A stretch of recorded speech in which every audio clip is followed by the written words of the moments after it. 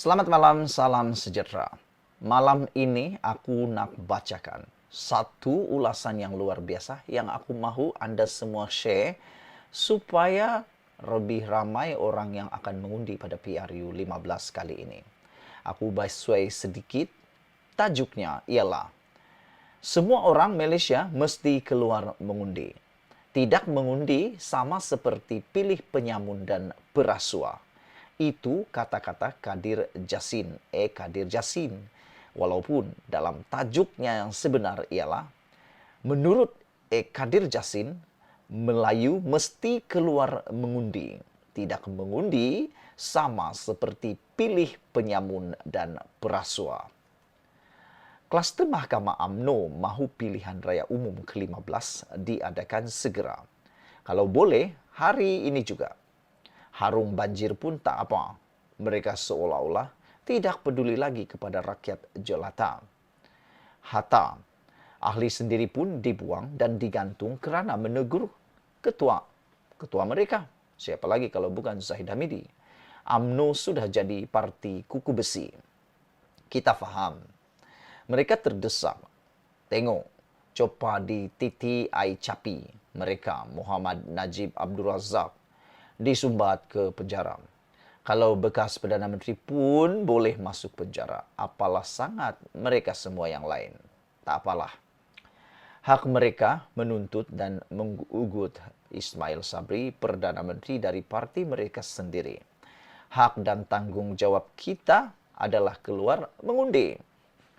Sebaik yang boleh, kita pilih wakil parlimen dan Dewan Undangan Negeri yang terbaik. Tolak yang tidak baik dan sekat yang jahat.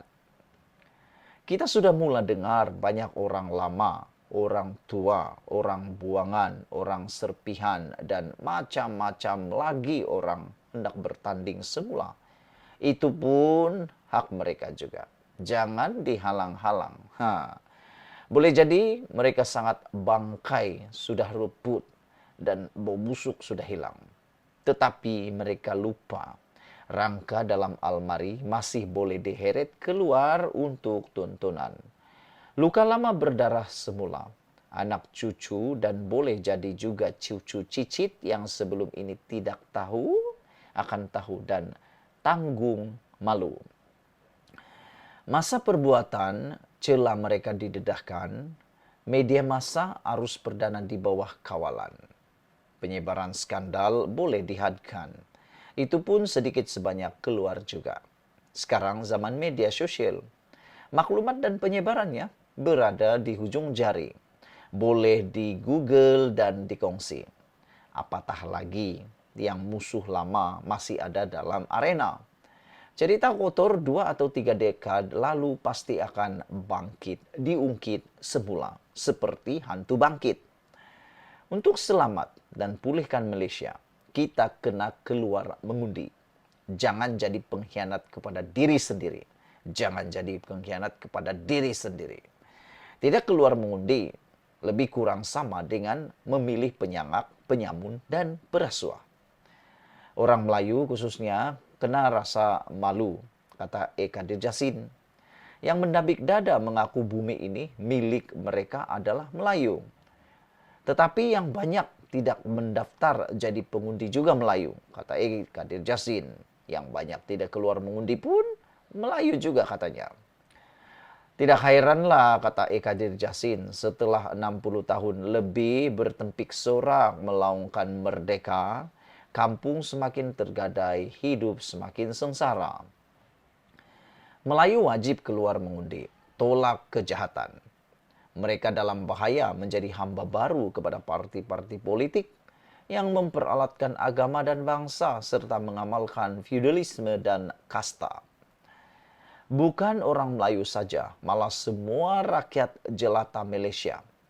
Setahun lalu, Suruhanjaya Pilihan Raya SPR menganggarkan 5,8 juta warga negara Malaysia 18 tahun ke atas belum mendaftar. Mulai 14 Januari tahun ini, semua warga negara berumur 18 tahun ke atas dan pada 31 Disember 2021 akan didaftar secara automatik. Nah, itulah dia ajakan luar biasa daripada Eka Dirjasin yang mengatakan bahwa Melayu mesti keluar mengundi, tidak mengundi sama seperti pilih penyamun dan perasua. Sebarkan berita ini, sebarkan rencana ini, sebarkan ulasan ini supaya semua orang pergi mengundi beramai-ramai. Jangan sampai Anda menjadi pengkhianat diri sendiri kerana tidak mengundi sama seperti pilih penyamun dan perasua. Tinggalkan komen Anda, kita jumpa lagi. Bye-bye.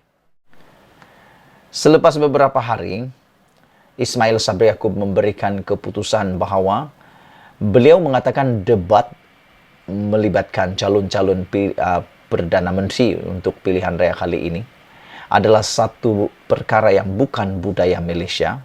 Hari ini sekali lagi Ismail Sabri Yaakob tampil membawa kejutan besar kepada Anwar Ibrahim, Muhyiddin Yassin dan Tun Mahathir Mohamad. Ataupun 3 orang individu yang bakal menjadi Perdana Menteri ini, yaitu Ismail Sabri Yaakob, Muhyiddin Yassin dan Anwar Ibrahim. Kemarin Muhyiddin telah menyatakan kesediaannya untuk menyahut debat tersebut. Tapi hari ini tampil pula Ismail Sabri Yaakob dengan jawapan yang lebih mengejutkan kita semua apabila Ismail Sabri Yaakob menjawab bahwa debat tidak bawa hasil, kata calon Perdana Menteri UMNO, beri alasan lagi. Beliau kata debat tidak membawa hasil. Jadi kalau begitu, kenapakah ada dalam perdebatan di mana-mana untuk pendidikan pula? Datuk Seri Ismail Sabri Yaakob sekali lagi mengulangi pendirian. Tidak mahu menyahut cabaran untuk berdebat yang dibuat oleh pengerusi Pakatan Harapan PH, Datuk Seri Anwar Ibrahim. Calon Perdana Menteri dari UMNO itu kali ini memberi alasan debat tidak membawa sebarang hasil dan hanya setakat membawa penyokong bersorak dalam Dewan. Ia selepas pengerusi Perikatan Nasional PN Tan Sri Muhyiddin Yassin juga sudah menyatakan kesediaan untuk menyahut cabaran tersebut. Yang aku hairan, mengapa Perdana Menteri daripada UMNO seakan-akan jarang sekali bersedia untuk menyahut cabaran untuk berdebat. Bahkan di semasa Najib Razak menjadi Perdana Menteri dahulu, banyak kali diajak berdebat oleh pemimpin-pemimpin pembangkang. Tetapi Najib Razak tidak bersedia, tidak mahu berdebat. Tak tahulah kenapa mereka tidak berdebat, tidak mau berdebat, padahal mereka Perdana Menteri. Najib hanya bersedia menjadi menyahut cabaran berdebat hanya apabila beliau diambang, dimasukkan dan disumbatkan dalam penjara. Barulah dia bersedia menyahut cabaran untuk berdebat dengan Anwar Ibrahim. Itu pun dalam debat tersebut terlampau banyak syarat telah diberikan dalam debat tersebut. Saudara-saudara yang dihormati sekalian, calon Perdana Menteri dari UMNO itu kali ini memberi alasan debat tidak membawa sebarang hasil dan hanya setakat membawa penyokong bersolak dalam Dewan. Saya sudah mengatakan dari segi debat, ini tidak membawa hasil pun, kata Ismail Sabri Yaakob. Setakat habis debat, habislah. Orang ini bawa penyokong, orang itu bawa penyokong, dan penyokong bersorak-sorak dalam Dewan. Itu saja. Kalau begitu, kalau tak mahu ada penyokong yang dibawa, tak apa. 1 lawan 1 lawan 1. Buat secara tertutup, tanpa ada penyokong langsung, dibuat secara live. Masa itu memang tak ada akan bersorak. Hanya mereka bertemu mata, 1 lawan 1 lawan 1. Jadi tidak adalah bersorak-sorak seperti yang dinyatakan oleh mantan Perdana Menteri Malaysia ini. Menurut Ismail Sabri Yaakob, kita dalam kerajaan lebih daripada berdebat. Kita pastikan apa yang dirancang dan diumumkan dilaksanakan. Kalau timbul masalah seperti kos sara hidup meningkat, kita akan tengok keadaan ini untuk mengurangkan beban rakyat. Tugas kerajaan itu banyak dan tugas kita bukan setakat bercakap, tetapi juga melaksanakan, katanya dipetik laporan bernama Hari Ini. Ujar Ismail Sabri Yaakob lagi, pihak pembangkang boleh bercakap apa sahaja yang mereka mahu. Tetapi berbeza dengan kerajaan apabila setiap janji yang dibuat perlu ditunaikan. Mereka tidak perlu melaksanakan karena mereka tidak akan dipertanggungjawabkan untuk melaksanakan perkara yang diperkatakan karena mereka bukan kerajaan. Sedangkan kita kerajaan bila berjanji kita mesti laksanakan, jelasnya lagi. Sebelum itu, Anwar secara semasa ceramah di Temerloh baru-baru ini mencadangkan perdebatan antara calon Perdana Menteri daripada 3 parti. Terdahulu, semalam juga Muhyiddin Yassin sudah menyuarakan kesediaan berdebat dengan mana-mana calon Perdana Menteri parti lain sebelum pilihan raya umum yang ke-15. Jadi, nanti kita nantikan apa kesudahannya debat perdana ini.